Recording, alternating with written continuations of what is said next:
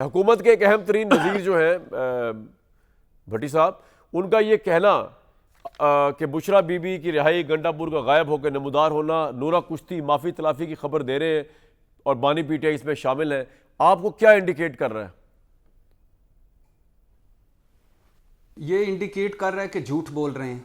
ये कौन? इंडिकेट कर रहा है कि चतर चलाकी कर रहे हैं। अच्छा, जी जी, ये इंडिकेट कर रहा है कि ख्वाजा आसिफ साहब आलम मारूफ रियाना डार साहिबा वाले झूठ बोल रहे हैं, एक खा मखा की चतर चलाकी कर रहे हैं। इशू बेसिक क्या है? एक तरफ ये हुकूमत है, आपको पता है इक़्तिदार में होकर डरे हुए सहमे हुए लोग हैं। क्यों डरे हुए सहमे हुए लोग हैं? क्योंकि मैंडेट चोर हैं।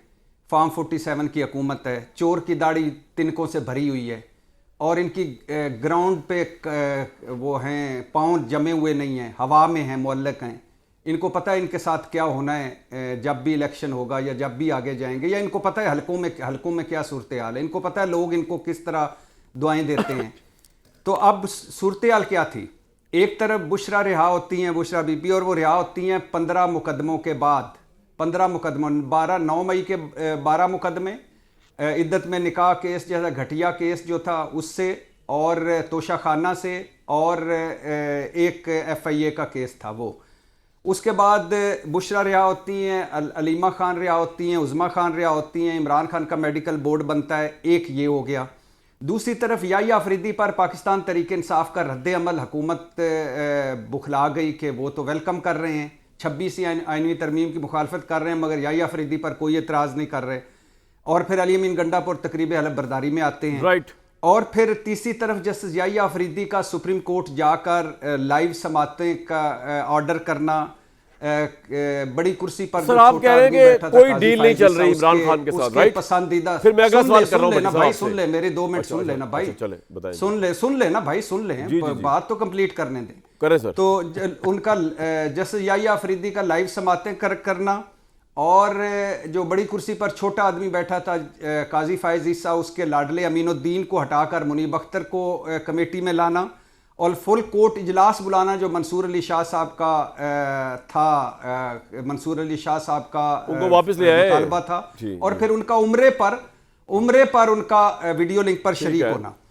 अब अगर कोई डील होती तो आज बुशरा बीबी पेशावर हाई कोर्ट ना जाती, कि 14 दिन की हिफाजती जमानत ना लेती, कि मुझे किसी और केस में गिरफ्तार ना किया जाए। अगर कोई डील होती तो अली अमीन गंडापुर इस्लामाबाद हाई कोर्ट ना आते कि मेरी इमरान खान से मुलाकात की मुझे इजाज़त दिलवाई जाए। तो ये सारी फजूल की बातें हैं। और अभी यानी बाकी सारे छोड़े, मेरा जो ज़िला हफ्ज़ाबाद है उसमें जो PTI के वो मेहदी हसन भट्टी ग्रुप है, उनके खिलाफ जो कुछ हो रहा है, पुलिस और इंतज़ामिया कर रही है, तो अब कोई ज़ीरो टॉलरेंस है पाकिस्तान तरीके इंसाफ के लिए। ये एक महज कोई इत्तफाक हो सकता है, वरना कोई डील नहीं, कोई सेटलमेंट नहीं, कोई डील नहीं। ठीक है। और ये सारी चूंकि डरे हुए लोग हैं, चूंकि इनका ये सारा कुछ जो आपने अपने इंट्रो में कहा कि ये 26वीं आइनवी तरमीम लाएं, 27वीं आइनवी तरमीम लाएं, ये सारा अपने इक़्तिदार के लिए। और ये शुरू से ऐसे करते हैं। पहले इन्होंने मिसाक जमहूरियत किया कि सत्ते खैरा ने, फिर हो गई सत्ते खैरा। फिर जहांगीर करामत को घर भिजवाया एक फिक्रे पर और कहा कि हुण सत्ते खैरा ने, हो गई सत्ते खैरा। फिर 58(2) भी ख़त्म किया और कहा कि सत्ते खैरा ने, हो गई सत्ते खैरा। फिर उस 18वीं तरमीम लाए, कहते अब सत्ते खैरान, फिर हो गई। फिर नवाज शरीफ वज़ीर आज़म बने, राहिल शरीफ उन्होंने आर्मी चीफ लगाए, साकिब निसार जो उनके कभी फेवरेट होते थे उनको चीफ जस्टिस लगाया और कहा सत्ते खैरान। तो पॉलिटिशियनों को मुंह की पड़ी। और अब 26वीं आइनवी तरमीम लेकिन भट्टी साहब, ये जो 26वीं आइनवी तरमीम है जिसको आज सबने मान लिया कि आज वो जो थे उनके वकील साहब जो हैं, जो हारे यहाँ से ओन चौधरी वाले आई थिंक सीट से, वो भी ये फरमा रहे थे कि जनाब याहिया अफरीदी साहब को हमने जो है वो एक्सेप्ट कर लिया है चीफ जस्टिस। तो कहने का मतलब ये हुआ कि ये 26वीं आइनवी तरमीम किस तरह पॉलिटिशियन के खिलाफ यूज हो सकती है? तो जो भी हुकूमत में होगा उसके हक में ही होगी, किस तरह यूज होगी खिलाफ, जो बार बार कहा जा रहा है? जी बिल्कुल, जी इमरान खान प्राइम मिनिस्टर अगर हो गए कभी जिंदगी में, उनके भी हक में होगी, वो भी अपनी मर्जी का पैनल जी मैं आपसे एग्री करता हूं। जो आपसे एग्री करता हूं कि ये जो सिकंदर सुल्तान राजा वाला इलेक्शन कमीशन है, ये अगली हुकूमत इसी तरह इस्तेमाल करेगी जिस तरह ये कर रही है। ठीक है। ये अगली हुकूमत आएगी तो इसी तरह अपनी पार्लिमानी कमेटी बनाकर चीफ जस्टिस लगाएगी, इसी तरह आज़ाद अदलिया के ऊपर बैठेगी, और इसी तरह ये सारी FIA भी इस्तेमाल होगी, पुलिस भी इस्तेमाल होगी, इसी तरह इन सारों का भी। आपका पॉइंट आ गया। तो लिहाजा ये बेफिक्र हो जाए। लेकिन पार्लियामेंट हुकूमत इस वक्त है, आज़ाद अदलिया ख़त्म हो चुकी है, तीसरा सतून, तो लिहाजा ये किस सारों को सूट करता है, चलते जाए। राइट।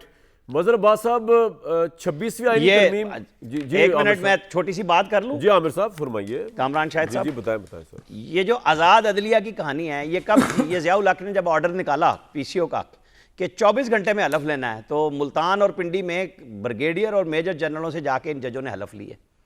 ये कब आज़ाद अदलिया थी? ये जब आइन रीराइट करती थी 63A में। ये कब आज़ाद अदलिया थी? मंसूर अली शाह साहब ने तो कहा था आर्डिनेंस ख़त्म करें या फुल कोड बनाएं। उसी आर्डिनेंस के ऑर्डर में उनका नाम मौजूद था और उन्होंने उसके तहत प्रैक्टिस एंड प्रोसीजर कमेटी में शिरकत की, बेंच बनाया, उसके बाद फुल कोर्ट हुई। कहाँ से हुई? ये आज़ाद अदलिया हर बंदे की अपनी अपनी है। मैं तो इसीलिए कहता हूँ कि पाकिस्तान में अदलिया वो होनी चाहिए जिसमें लोग बताएं कि जज और वकील के तौर पे किसका रवैया कैसा था, लोगों से राय लें। ये पहला कदम है कि अगर पार्लियामेंटेरियन आ रहे हैं, बहस होगी, बात होगी, अंगूठा टेक नहीं होने चाहिए, बेहतरीन लोग आए। आप जजेस को देखें तो सही कि हमारी अदलिया नीचे क्यों गई है, नीचे से टॉप पे क्यों आई है। उसकी वजह है ये चैम्बर्स के जजेस, सियासत की जजेस, ये सारे के सारे इसके पीछे और उसके पीछे। हम पाकिस्तान में आम आदमी के 27 लाख के केस को कहां लेके जाएं? सिर्फ इन चंद दर्जन लोगों के केसेस चलेंगे हर साल और हर दफा। ये होनी चाहिए बहस इस वक्त। ठीक है। अदलिया अगर आज आजाद अदलिया हर एक की अपनी अपनी आजाद अदलिया है, उन्हें अपना रोल इंडिपेंडेंटली जो जज आपको भट्टी साहब पसंद नहीं है वो आपके नजदीक आजाद जी आजाद नहीं है। जी जी मैं जवाब देना चाहूंगा क्विकली। मुझे मजहर अब्बास साहब या आमिर इलियास राना साहब को कोई अगर अदलिया में कोई जज पसंद है या नहीं पसंद, ये मैटर नहीं करता। मैटर करता है कि जब हुकूमत समझने लगे कि ये हमारे पसंदीदा जज हैं और ये हमारे नापसंद जज हैं। दूसरी बात, आमिर साहब की मैं शुक्रिया अदा करता हूँ कि उन्होंने ज़ियाउल हक की मिसाल दी। वाकई ये उसकी आल औलाद है, उसने भी वही किया जो ज़ियाउल हक ने किया। और तीसरी, ये चैम्बर्स कहानी कब तक हमें आप सुनाते रहेंगे? ये जो याया अफरीदी साहब हैं, ये चैम्बर फेलो थे, ये भी मंसूर अली शाह साहब और अतरम मिनल्ला साहब की। तो फिर तो चैम्बर वाले लाया। मजे की बात ये है, तो चैम्बर कहानी अब कम से कम जिस तरह आप दोनों हजरात यही तो बात है ना कि क्यों आए हैं तीन चैम्बर। अपनी अपनी आजाद अदलिया है, तो ये अपनी अपनी सियासी आल औलाद भी है कि अगर ज़ियाउल हक साहब की आल औलाद के साथ नथी किया जाता है शरीफ फैमिली को, तो ऑब्वियसली बाजवा साहब की आल औलाद के साथ सियासी तौर पे जनरल फैज और उनके साथ इमरान साहब किया, तो ये भी बड़ी इंटरेस्टिंग है।